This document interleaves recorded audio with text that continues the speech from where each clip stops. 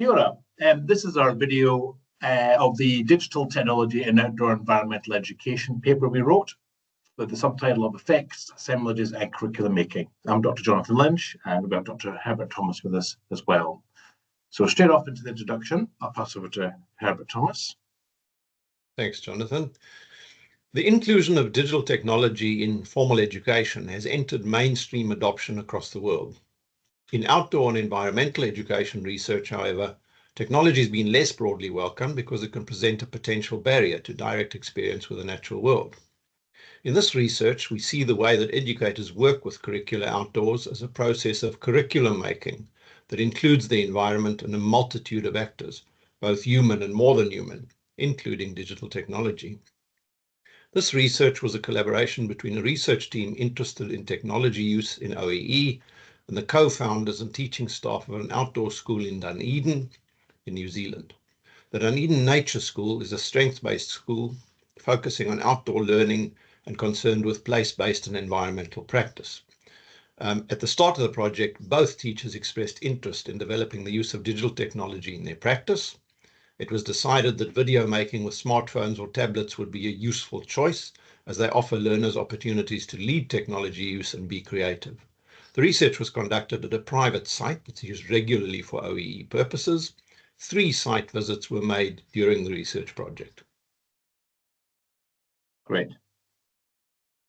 The methodology we used was a post-humanist inspired case study. And the reason for this was that speaking to the increase of new materialist and post-humanist thought in outdoor environmental education, and as well as the use of Barad's work around entanglements in post-humanist thought in post-digital views of technology in education, we were very keen about taking a relational perspective, which rejected that binary of human and nature. So we wanted to work in a relational capacity. So assemblage theory was a tool we went to for doing that. And we were informed by Deleuze and Guattari's work on affect, where we see the effects change that bodies undergo because of an encounter that forces you to become affected.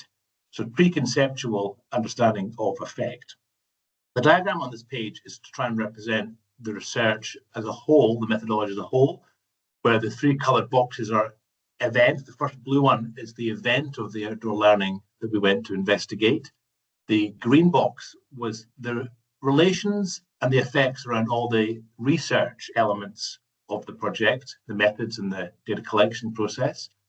Then the final orange box is where all these things come together. So it's where the relations of all the elements come together to produce a product of the research that we use to then make speculative claims of the data. So it's being a post-humanist and post-qualitative, in some ways, inspired research project. We weren't looking for generalizing the findings. We were looking to speculate on new understandings for what video making in outdoor environmental education curriculum making could offer. And we're very informed by Denikos's work on effect theory in education, where he sees that effects promising possibilities is its capacity to tear open new worlds in stuck moments, but also to remind of its threats, mobilities, and fizzles. Right. Thanks very much, Jonathan. So next we have a look at some of the key findings of the study. So the 4 vignettes that were produced during our research provide ways to rethink and reimagine how pedagogy gets bent by the relations with digital technology and the more than human in OEE. We propose 2 ways in which this happens.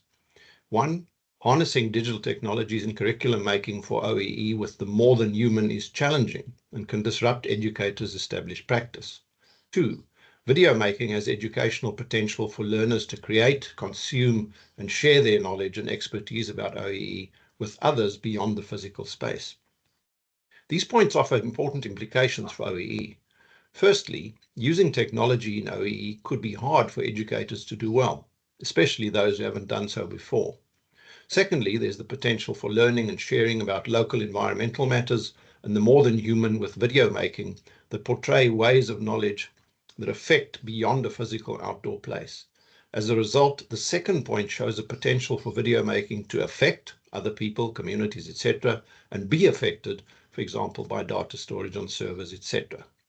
We suggest educators pay attention to these two forces as they seek out new and invigorating collaborations with the more than human and digital technology in OEE.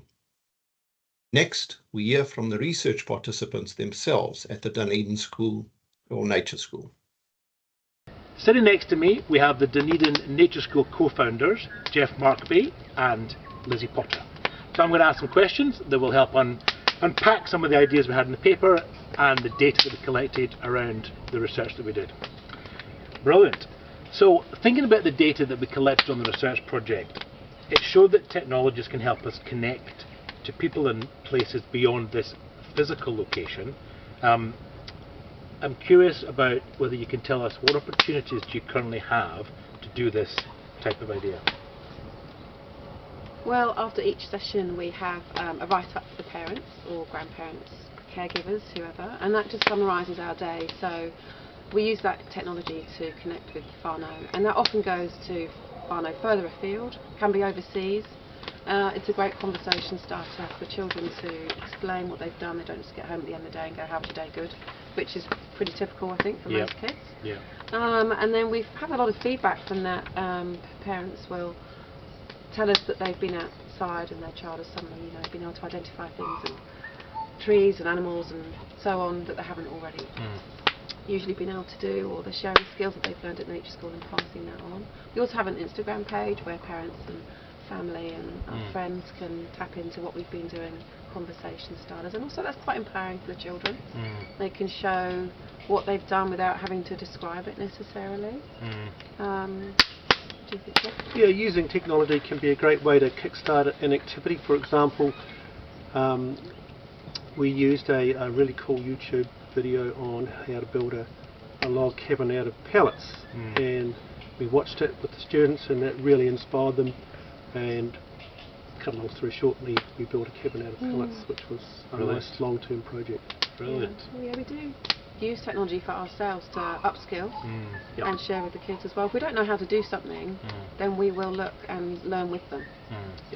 Because there's so much out there that we don't know, obviously, but also it's great that they can use that technology in a positive way, not just being sort of a bystander, but actually proactively looking up stuff and then going on to learn how to get it done and get a finished product. It's quite empowering for them, using technology in a different way, not just being sort of a passive learner of it. Brilliant, that's fantastic. And then the last question we had was around thinking again about the data we collected on the research project. It showed that technology, using technology as an outdoor educator is particularly challenging because there's so many things going on. What advice might you give to other educators who want to try and bring technology into their outdoor practice?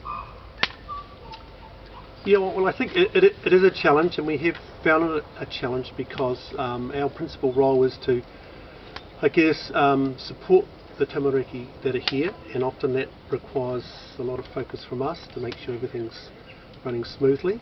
And I guess technology can take us away from that, and it has to be in a way that's manageable and doesn't take, I guess, a big chunk of our time. So that's certainly one factor.